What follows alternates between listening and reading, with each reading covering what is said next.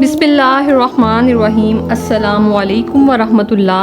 हज़रत आयशा रज़ी अल्लाह ताला अन्हा ये अमीरुल मोमिनीन हज़रत अबू बकर सिद्दीक़ रज़ी अल्लाह ताला अन्हो की नूर नज़र और दुख्तरे नेक अख्तर हैं। इनकी वालदा माजदा का नाम उम्मे रुमान है। ये 6 बरस की थी जब हजूर सल्लल्लाहु अलैहि वसल्लम ने ऐलान नबूवत के 10वें साल माह शवाल में हिजरत से 3 साल कब्ल निकाह फरमाया और शवाल 2 हिजरी में मदीना मुनव्वरा के अंदर ये काशाना नबूवत में दाखिल हो गईं और 9 बरस तक ये हजूर सल्लल्लाहु अलैहि वसल्लम की सोहबत से सरफराज रहीं। अज़वाजे मुतहरात में यही कवारी थी और सबसे ज्यादा बारगाह नबूवत में महबूब तरीन बीवी थी। हजूर अक़दस सल्लल्लाहु अलैहि वसल्लम का इनके बारे में इरशाद है कि किसी बीवी के लिहाफ में मेरे ऊपर वही नाजिल नहीं हुई मगर हजरत आयशा जब मेरे बिस्तरे नबूवत पर सोती रहती हैं तो इसी हालत में मुझ पर वही इलाही उतरती रहती है। बुखारी मुस्लिम की रवायत है कि हजूर सरवरे कायनात सल्लल्लाहु अलैहि वसल्लम ने हजरत आयशा रज़ी अल्लाह ताला अन्हा से फरमाया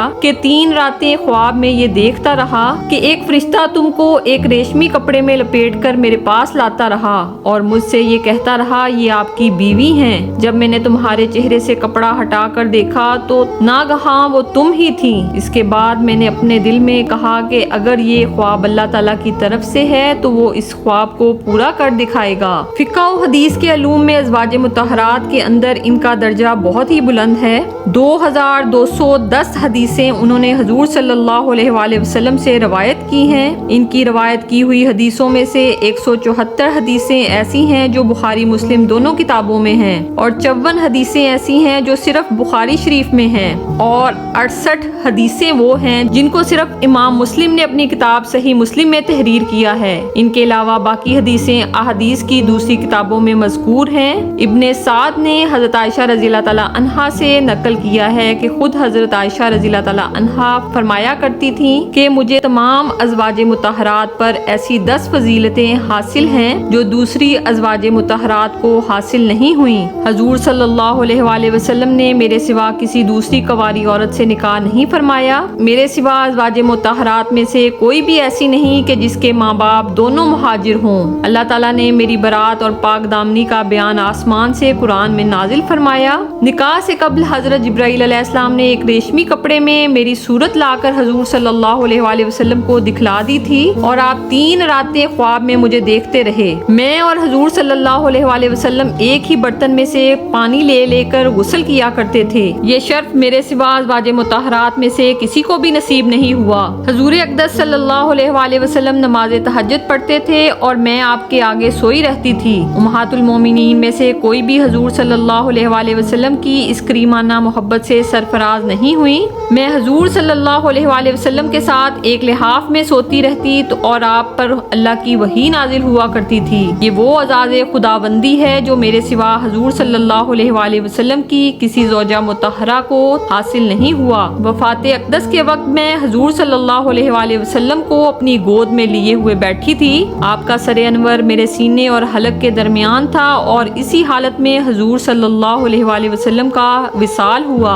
हजूर सल्लल्लाहु अलैहि वसल्लम ने मेरी बारी के दिन वफात पाई। हजूर अक़दस की कब्र अनवर खास मेरे घर में बनी। इबादत में भी आपका मर्तबा बहुत ही बुलंद है। आपके भतीजे हजरत अबू कासिम बिन मोहम्मद बिन अबू बकर सिद्दीक़ रज़ी अल्लाह ताला अन्हु का बयान है कि हजरत आयशा रज़ी अल्लाह ताला अन्हा रोजाना बिला नागा नमाज तहज्जुद पढ़ने की पाबंद थी और अक्सर रोजादार भी रहा करती थी। सखावत और सदकातो खैरात के मामला में भी तमाम उम्महातुल मोमिनीन में खास तौर पर बहुत ही मुमताज मुकाम था। उम्मे दर्रा रज़ी अल्लाह ताला अन्हा कहती हैं कि मैं हजरत आयशा सिद्दीक़ा रज़ी अल्लाह ताला अन्हा के पास थी। इस वक्त 1 लाख दिरहम कहीं से आपके पास आया। उसी वक्त आपने सारी रकम लोगों में तकसीम कर दी और 1 दिरहम भी घर में बाकी नहीं छोड़ा। इस दिन वो रोजादार थी। मैंने अर्ज किया आपने सब दिरहम लोगों में बांट दिए, 1 दिरहम भी बाकी नहीं रखा ताकि आप गोश्त खरीद कर रोजा इफ्तार करती। तो आपने फरमाया तुमने अगर اگر مجھ سے پہلے کہا ہوتا تو میں 1 درہم کا گوشت منگا لیتا۔ حضرت عروہ بن زبیر رضی اللہ تعالیٰ عنہ جو آپ کے بھانجے تھے، ان کا بیان ہے کہ فقہ و حدیث کے علاوہ میں نے حضرت عائشہ رضی اللہ تعالیٰ عنہ سے بڑھ کر کسی کو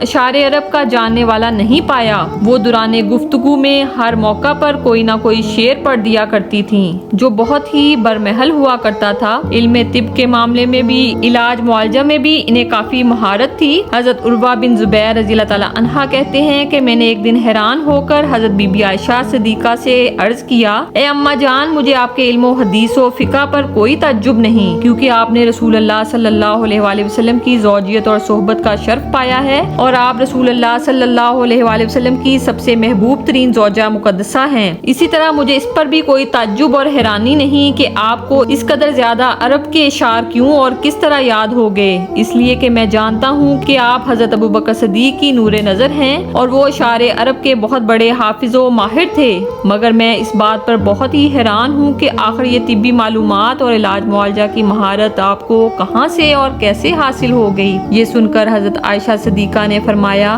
کہ حضور اکرم صلی اللہ علیہ وآلہ وسلم اپنی آخری عمر شریف میں اکثر علیل ہو جایا کرتے تھے، اور عرب و عجم کے اتباع آپ کے لیے دعائیں تجویز کرتے تھے، اور میں ان دعاؤں سے آپ کا علاج کیا کرتی تھی، اس لیے مجھے طبی معلومات بھی حاصل ہو گئیں۔ آپ کے شاگردوں میں صحابہ اور تابعین کی ایک بہت بڑی جماعت ہے، اور آپ کے فضائل و مناقب میں بہت سی حدیثیں بھی وارد ہوئیں۔ 17 رمضان المبارک 53 ہجری یا 58 ہجری میں مدینہ منورہ کے اندر آپ کا وصال ہوا۔ حضرت ابو ہریرہ رضی اللہ تعالیٰ عنہ نے آپ کی نماز جنازہ پڑھائی، اور آپ کی وصیت کے مطابق رات میں لوگوں نے آپ کو جنت البقیع کے قبرستان میں دوسری ازواج مطہرات کی قبروں کے پہلو میں دفن کیا۔ اللہ کریم ہمیں ازواج مطہرات کا ادب و احترام کرنے کی توفیق عنایت فرمائے، ان کے نقش قدم پر چلنے کی توفیق عنایت فرمائے، آمین۔ جزاک اللہ الخیر۔